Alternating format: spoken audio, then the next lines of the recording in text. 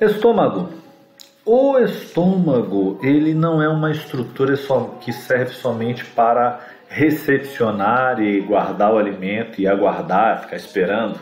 Ele também apresenta movimentos. Nós vamos falar dentro da fisiologia que ele apresenta movimentos de contração e movimentos que permitem uma mistura. Daí nós termos, não só uma ação química, ácido clorídrico e suas respectivas enzimas, mas também nós temos aí uma atuação mecânica. Então é semelhante a uma máquina de lavar roupas. Acho que vocês vão ficar cansados de ouvir esse exemplo. Então um movimento não só químico, mas também uma ação mecânica. A estrutura do estômago. Essa imagem ela nos dá uma relação com as suas referências anatômicas. Aqui do lado direito nós temos a remoção do fígado. Nessa visualização encontramos órgãos retroperitoneais, como os rins, parte do duodeno e parte do pâncreas. E nós visualizamos aí o estômago em uma transparência, o que permite ver a parte posterior, o rim do lado direito, na parte do fundo do estômago, o baço, e sua relação com a sua vascularização, tanto a vascularização arterial, artéria esplênica, quanto a vascularização venosa, veia esplênica. E aí, na parte posterior do terço médio inferior do estômago, no caso praticamente terço inferior, nós temos aí a presença do pâncreas. Então o estômago ele tem esse posicionamento mais à esquerda. E aí nós vamos observar as seguintes estruturas do estômago. Então o estômago ele é dividido nas seguintes porções. Ele apresenta um fundo do estômago, o seu corpo, o antro pilórico e a região do canal pilórico e por fim, o piloro, que é a região onde nós vamos ter aos poucos a abertura para que esse conteúdo estomacal, que é o quimo, ele seja lançado no duodeno. Temos ainda na estrutura, como nós já falamos, a curvatura maior e a curvatura menor. Essas regiões de curvaturas mais agudas nós chamamos de incisuras. Incisura angular nessa porção inferior e incisura cardíaca exatamente pelo contato com a região, que é toda essa região chamada de região cárdica. Que aí nós temos essa abertura do contato do esôfago com o estômago. O estômago é importante falar que ele tem uma estrutura, de músculos com diversos direcionamentos.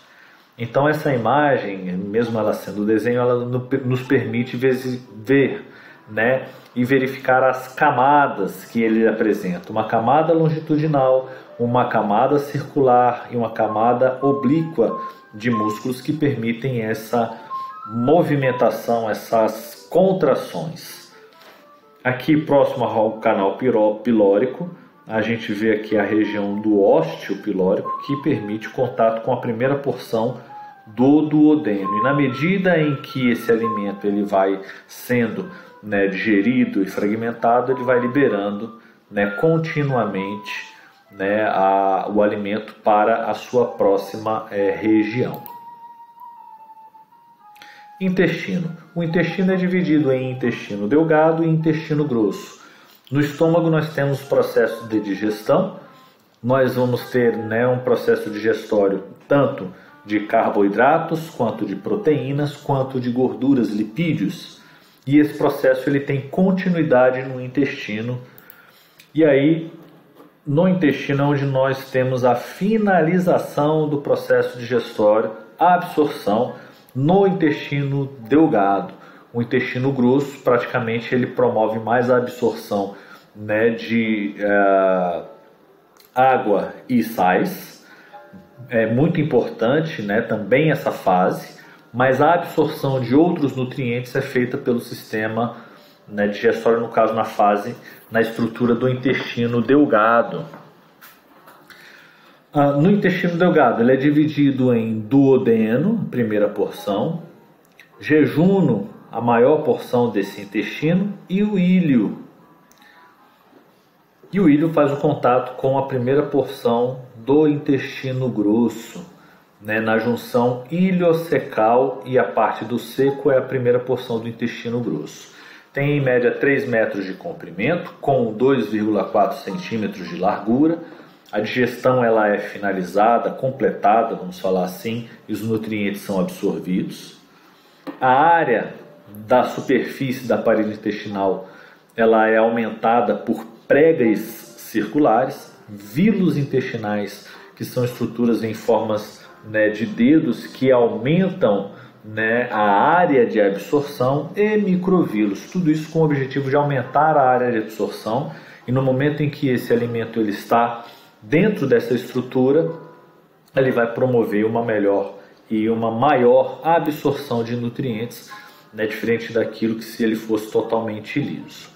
Então aí o nosso objetivo nessa imagem é observar o duodeno.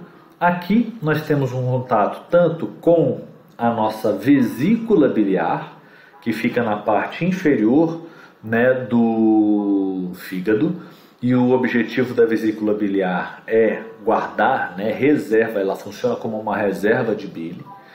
Nós temos um ramo de um ducto hepático direito, que ele vai, né, também, né, vai estar recepcionando a bile que vai estar sendo produzida, e aí você tem o receptáculo. Posteriormente, esse ducto cístico ele vai entrar em contato com, né, esse ducto biliar, e eles vão formar o que a gente chama de ducto colédoco.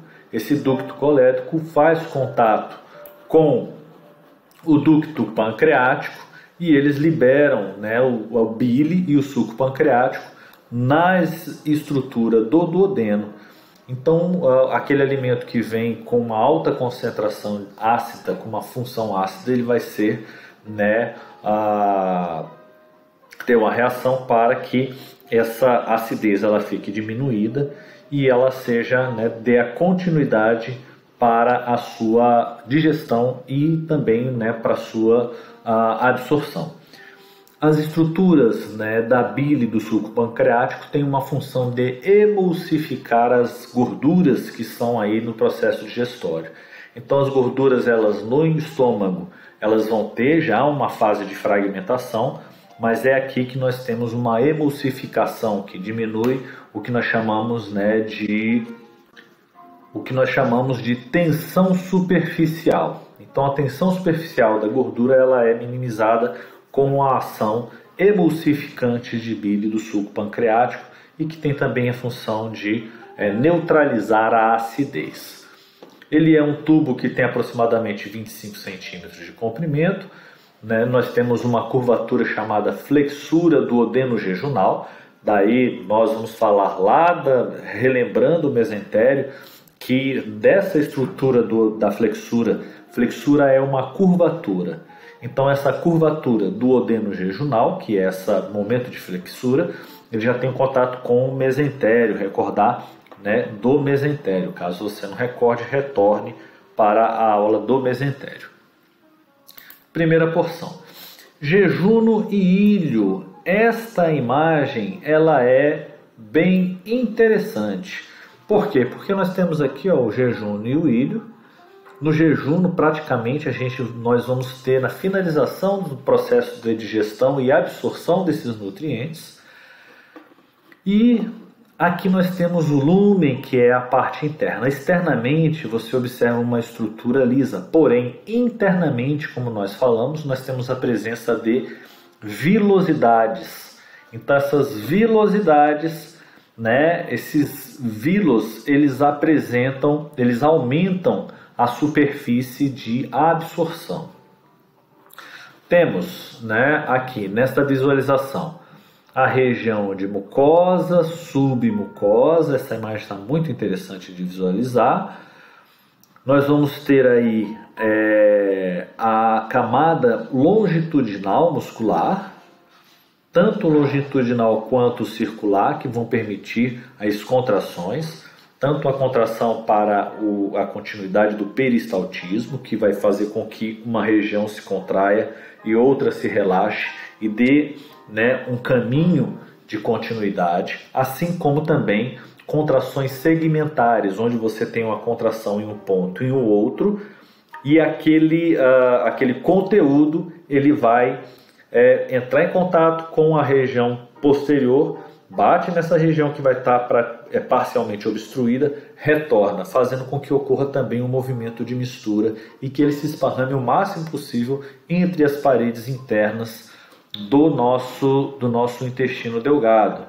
Aqui uma imagem, representação microscópica da estrutura, né, de um vilo, e aí nós vamos observar a projeção dos vasos sanguíneos artério-venosos e também a projeção da estrutura linfática. Então, aquilo que é relacionado à estrutura linfática, a absorção de lipídios. Aquilo que vai ser relacionado à estrutura vascular, que vai direto para a corrente sanguínea, a absorção de aminoácidos e também de carboidratos, né, totalmente fragmentados, já aí, né, como glicose, frutose, aminoácidos e as gorduras fragmentadas nas suas menores porções. Então aqui nós temos uma representação da movimentação das contrações segmentares. Então contrai tanto num ponto quanto no outro, e aí, né, o conteúdo ele tem, né, essa forma de circular, se esparramar na região, e a onda peristáltica que permite a contração em uma porção e aí um relaxamento, uma distensão, fazendo com que nós tenhamos uma continuidade em direção a esse alimento em uma direção única. Aqui nós temos um outro exemplo das contrações segmentares, tanto a contração numa região, posteriormente a contração em outra região, permitindo aí, né, com que essa alimentação ela possa ter uma continuidade, mas ao mesmo tempo retorne, fazendo com que ocorra uma mistura e, como nós falamos, se esparrame o máximo possível para que você possa ter uma melhor absorção desses nutrientes. Posteriormente temos a vascularização, principalmente a vascularização do mesentério superior com a artéria mesentérica superior. Temos também, logo abaixo, uma ramificação da artéria aorta descendente para a artéria mesentérica inferior. O seu suprimento venoso é com o nome das mesmas artérias, que é o mesmo nome das artérias, ou seja, veia mesentérica superior e veias mesentéricas inferiores. Essas veias já vão indo em direção à veia porta do fígado. Isso é importante definir. Tanto as veias, a veia esplênica, que vem do baço, quanto as veias que vêm da estrutura do intestino, que são as mesentéricas, elas vão se encontrar aqui nessa imagem, aqui se encontrando, e elas vão para o fígado. O fígado vai fazer a metabolização. Mas aí nós vamos ter isso é um fator importante. Elas drenam para a veia porta do fígado, antes de serem encaminhadas para a veia cava inferior. Então aqui nós temos a veia cava inferior, está fazendo já o retorno sanguíneo dos membros inferiores. Entretanto, aquilo que vem do intestino vai para a veia porta do fígado. Nessa imagem aqui do lado direito da nossa tela, um rebatimento do fígado e a visualização da nossa vesícula biliar e aí a condução, do canal colédoco, e removido aqui parte do duodeno e aqui também removido parte do intestino grosso, no caso colo transverso.